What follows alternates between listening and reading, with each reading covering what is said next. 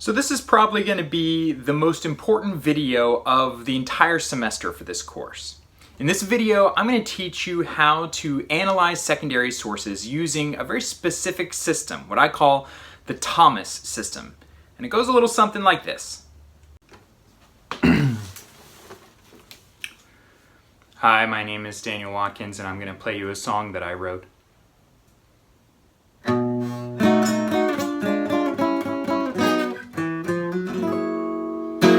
Topic: historiography and organization. Method and argument, significance too. The topic: historiography and organization.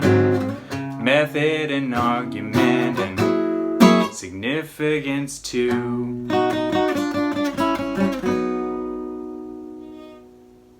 Yep, there's a song.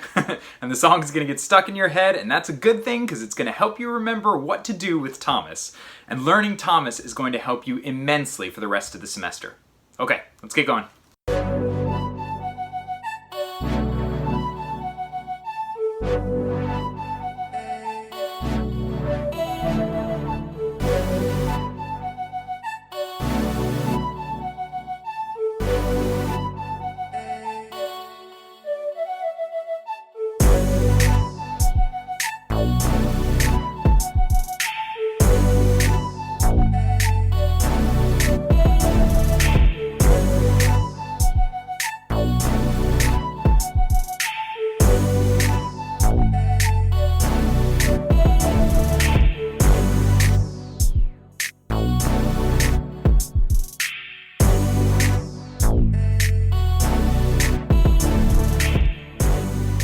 Okay, first things first, I have to give a shout out to Professor Danna Agmon, who is the person who invented the T.H.O.M.A.S system. And she has graciously allowed me to make a video about it so I can teach my students about it.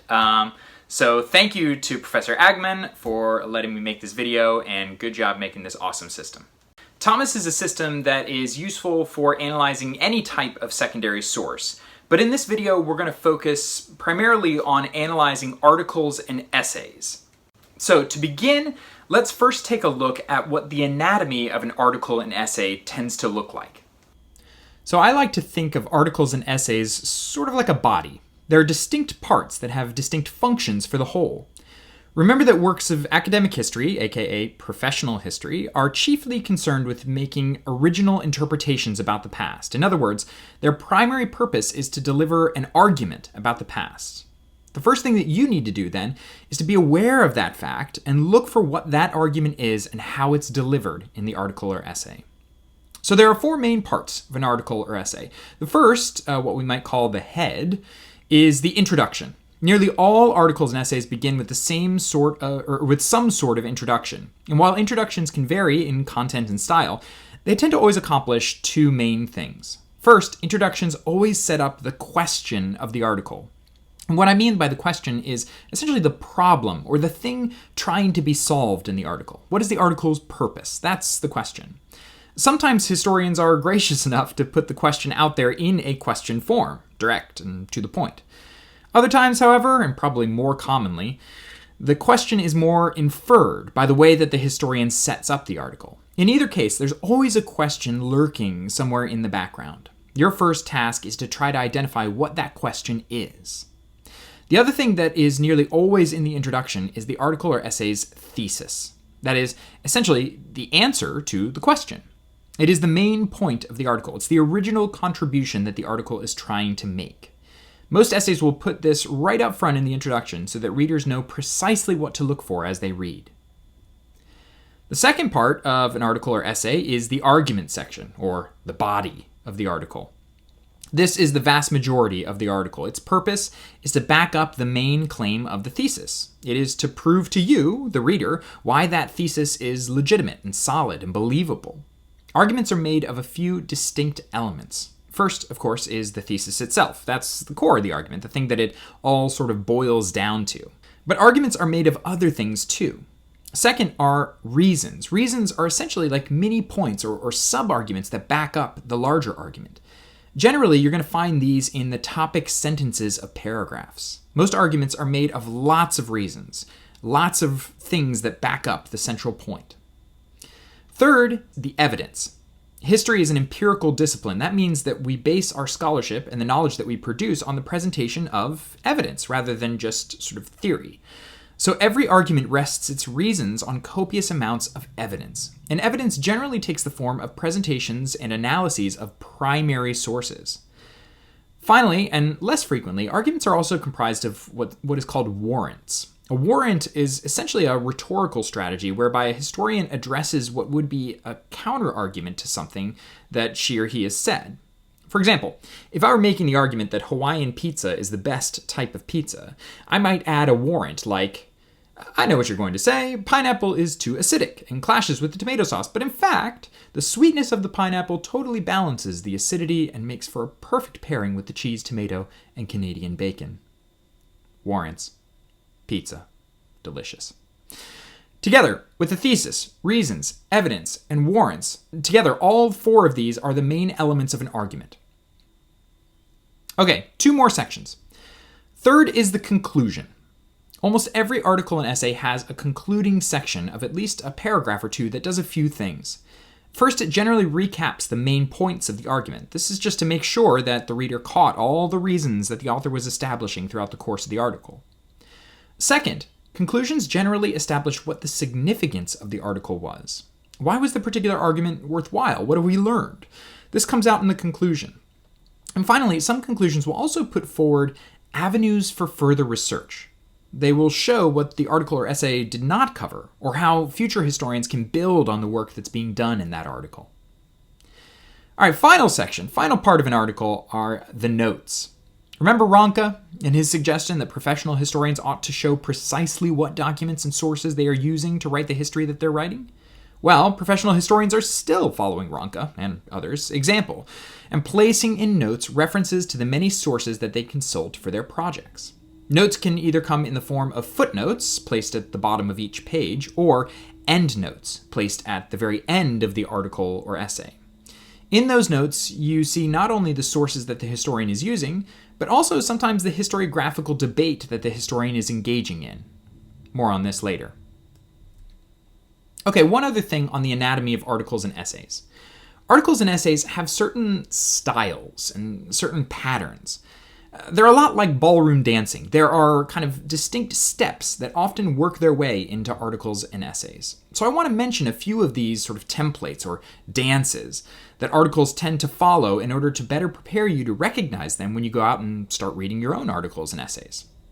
The first is what I like to call the cut to the chase article. These are my favorite types of articles, largely because they do just that. They cut to the chase. This means they're going to begin with a statement of exactly what the main question is, show clearly what the thesis is in response to that question, and there will be very little by way of sort of, literary or poetic elements. By contrast, there are also articles that begin with some sort of anecdote or story. This is what I like to call the opening vignette. This is honestly the most common type of beginning that you'll see. The thing to remember when an article jumps right into the action and starts telling a story is that any story that functions as an opening vignette is always representative of either the main question or the main argument of the article. Think of it kind of like a parable. You follow the story in order to figure out what's behind the story. That's the value of an opening vignette. It sort of illustrates the whole argument or something really important to the argument right from the get-go.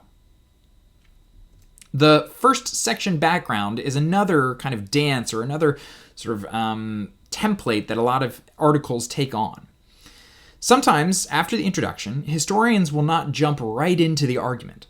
Rather, they'll provide a sort of intermediary section that sets up some sort of context that's important for understanding the argument going forward. The context is not a part of the argument. In other words, you won't find specific reasons in the background section, but it is essential for understanding the argument that follows.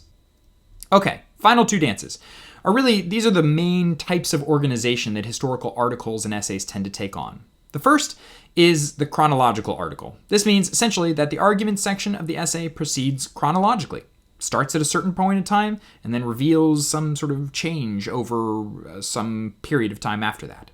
This is the standard model for most historical articles. You'll see this probably 3 times out of 4. The alternative is an article organized thematically. This means that the argument is not proceeding through time, but rather jumping to different topics. Generally, you'll be able to identify certain themes or topics that are being treated in each subsection of the article. Most articles are divided into these sections, and you have to pay attention to what these sections are. Look at section headings and see what these section headings are trying to sort of draw your attention to. Each section will be on a different theme, and it's usually these themes that generally function as the main kind of reasons of the argument, or they play into the main reasons of the argument. Okay, now that you know a little bit about how articles and essays are laid out, let's turn to how to analyze them. And you know what that means.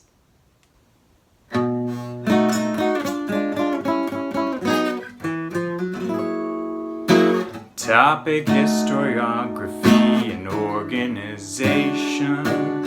Method and argument, significance too. Topic: historiography and organization. Method and argument and significance too. Okay, I've subjected you to the song twice now. Let's actually break down what it means to use the T.H.O.M.A.S system. Okay, first things first. What I'm teaching you here is not really how to read an article. I mean, it is, but really the better way to think of it is kind of like dissecting a frog. The way that you approach an article or essay should be more like a scientist approaching a formaldehyde-soaked amphibian than an article in Time magazine. What you'll be doing is picking apart the article to understand it better. You'll be categorizing, recategorizing, and labeling the article so that you know precisely how it works. That's what T.H.O.M.A.S is going to help you do. Okay, so let's talk about what T.H.O.M.A.S is and how to understand it. First, let's go over what it stands for. T.H.O.M.A.S is an acronym that stands for the various aspects of the article that you need to identify. Again, think of a frog. T.H.O.M.A.S is the list of all the organs that you need to label. As the song explained, and don't worry, I'm not going to play the song again. Here's what it stands for. First is topic. Second is historiography. Third is organization. Fourth is method. Fifth is argument. And sixth is significance. If you can properly identify all of these things, then you have successfully dissected your article or essay. So let's break down what each of these are. The topic is simply what the article is about. But here, since it's a history article, there are a few things that you always have to pay attention to. First, you always have to note the time of the article. What's the period? What are the years? Historians love time. You have to pay attention to that. Second is the where. What is the geographic location of the stuff being described? Third is the who. Who's the main subject of the article? Is it the president of France or is it the working class of Vermont? Whoever the subject is, you have to take note of that when you identify the topic. And finally, there's the what. What is the event or incident or dynamic that's being focused upon? Put this all together and you have the topic. Second is the historiography. What does that mean? Well, this means the particular historiographical debate that the historian is trying to engage in. Here's where it's important to remember our original definition of history that we came up with at the very beginning of the semester. Remember that history is a dynamic process. Historians don't just come up with one answer to questions about the past. Answers are as varied as there are historians come up with them. And that's not because historians are just making stuff up, but rather because historians recognize that the past is infinitely complex. And so the more answers you come up with, the closer you are to understanding the past better and more truthfully. So every historian recognizes that she or he is writing within a larger conversation in which other historians have already taken part. Professional historical articles and essays always make contact with the work of other historians in order to show how that particular article is adding something to the compendium of knowledge that we, as an academic community, have uncovered. This is what we mean by historiography. What is the main scholarly conversation that the article is taking part in? To figure this out, you have to pay attention to the secondary sources that the article cites.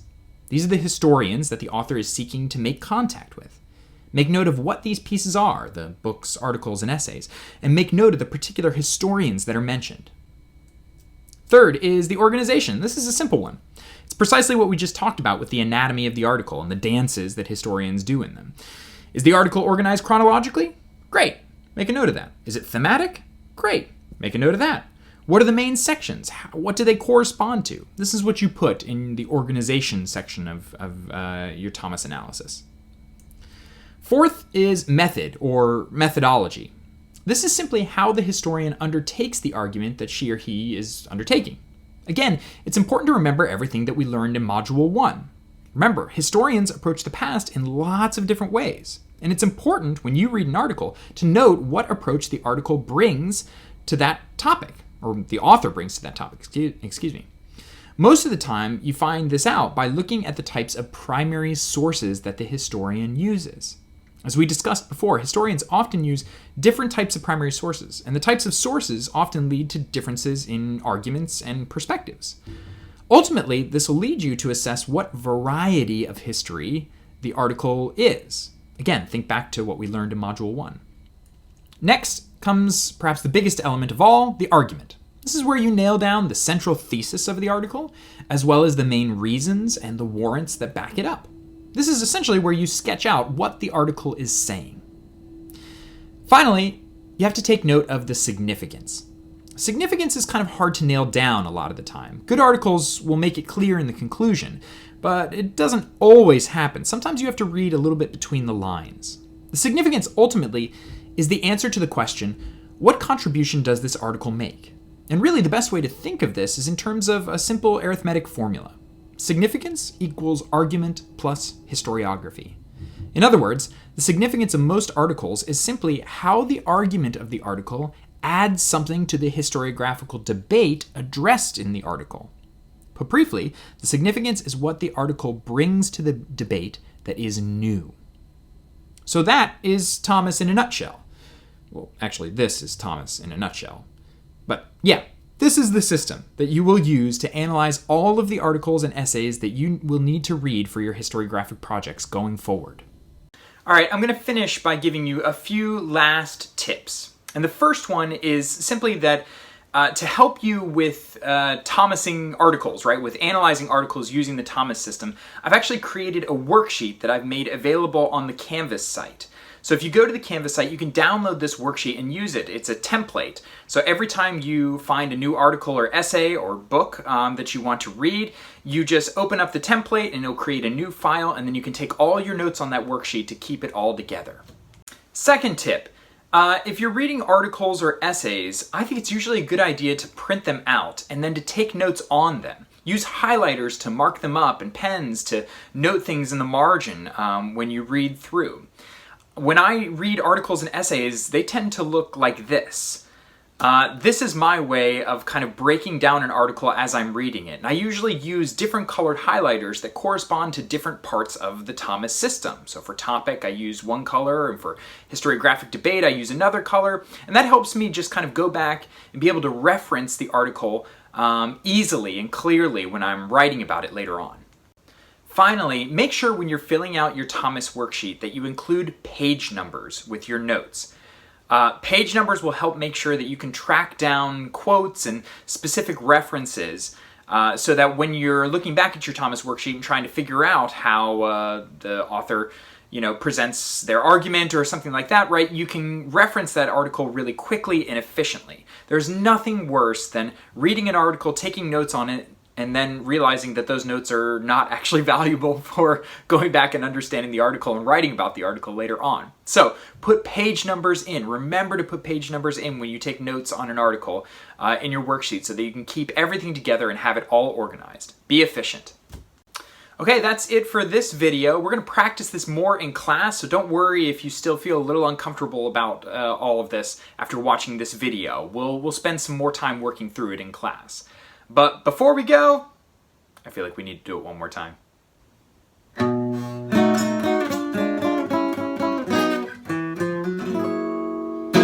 Topic: historiography and organization.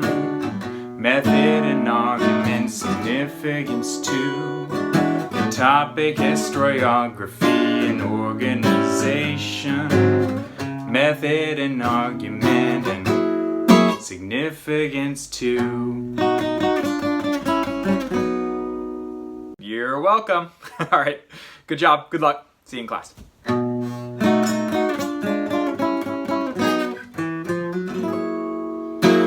topic, historiography and organization. Method and argument, significance too. The topic, historiography and organization. Method and argument and significance too.